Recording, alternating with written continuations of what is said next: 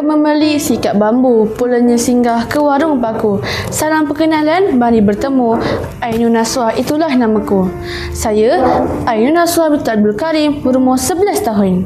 Saya bersekolah di Sekolah Kebangsaan Suah, Port Dickson, dan kod sekolah saya ialah NBA 2006.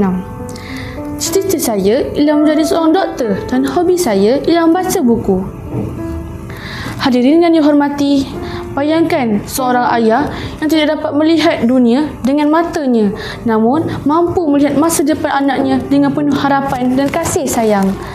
Pada hari ini, saya ingin berkongsi sebuah buku yang sangat menyentuh jiwa, iaitu buku yang berjudul Kasihnya Ayah. Buku ini ditulis oleh Nurliza Muhammad Nasir dan diterbitkan oleh Dewan Bahasa dan Pustaka pada tahun 2017. Buku ini merupakan sebuah novel kanak-kanak yang sangat sesuai dibaca oleh murid sekolah rendah. Buku ini mempunyai 232 buku surat. Tidak terlalu tebal, ringan dan sangat mudah dibaca.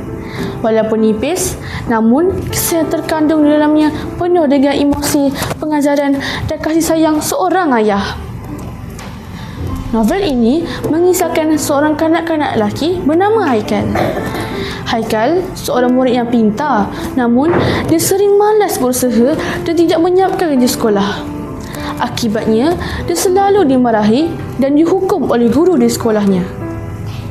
Haikal tinggal bersama ayahnya, Pak Saad, seorang ayah yang buta penglihatan tetapi kuat semangat. Walaupun hidup mereka sederhana, Pak Saad tetap berusaha mencari rezeki setiap hari. Pak Saad bekerja dengan penuh kesabaran. Semua itu dilakukan demi anaknya yang sangat disayangi. Namun, malangnya, Haikal sering mengabaikan nasihat ayahnya. Walaupun dia pergi ke surau untuk solat maghrib berjemaah bersama ayahnya, dia sebenarnya mencuri-curi keluar ke kafe cyber untuk bermain permainan video.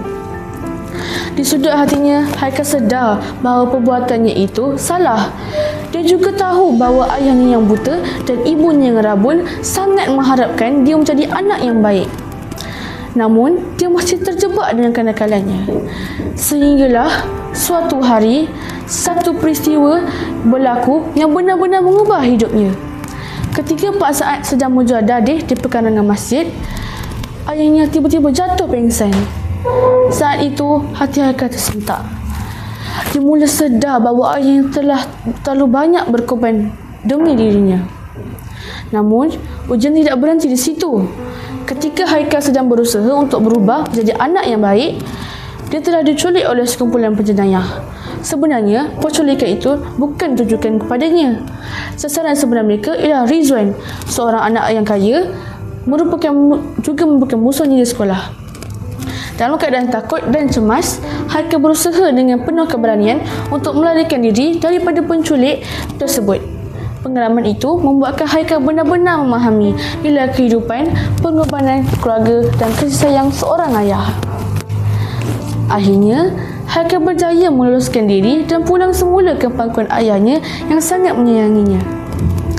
Peristiwa itu menjadikan Haikal insaf dan berazam untuk berubah menjadi anak yang lebih baik demi membalas kasih sayang ayahnya. Daripada buku ini, kita dapat mempelajari banyak ilmu murni. Antaranya ialah kita mestilah menghargai kasih sayang ibu bapa kerana pengorbanan mereka tidak ternilai harganya. Kita juga perlu mendengar nasihat ibu bapa kerana mereka sentiasa mahukan yang terbaik untuk kita. Selain itu, buku ini mengajarkan kita bahawa setiap orang boleh berubah menjadi lebih baik apabila mereka sedar akan kesilapan diri. Yang paling penting, buku ini mengingatkan kita bahawa kita kasih seorang ayah yang seringkali tidak diluahkan dengan kata-kata tetapi dibuktikan melalui pengorbanan. Pada pendapat saya, buku Kasihnya Ayah sangat menarik untuk dibaca. Kulit bukunya cantik dan menyentuh perasaan. Ilustrasi di dalamnya juga membantu pembaca memahami jalan cerita dengan lebih jelas. Buku ini juga tidak terlalu tebal, ringan dan mudah dibawa ke mana-mana. Bahasanya mudah difahami oleh kanak-kanak, tetapi mesej yang disampaikan sangat mendalam dan menyentuh hati. Sesungguhnya, buku ini mengingatkan kita bahawa kasih sayang seorang ayah mungkin tidak selalu diucapkan, tetapi pengorbanannya sentiasa terasa dalam kehidupan anaknya. Oleh itu, saya sangat mengesyorkan buku ini kepada semua rakan-rakan untuk dibaca. Kerana melalui buku ini, kita akan belajar satu perkara yang sangat berharga. Hargailah kasih sayang ibu bapa selagi mereka masih ada. Sekian, terima kasih.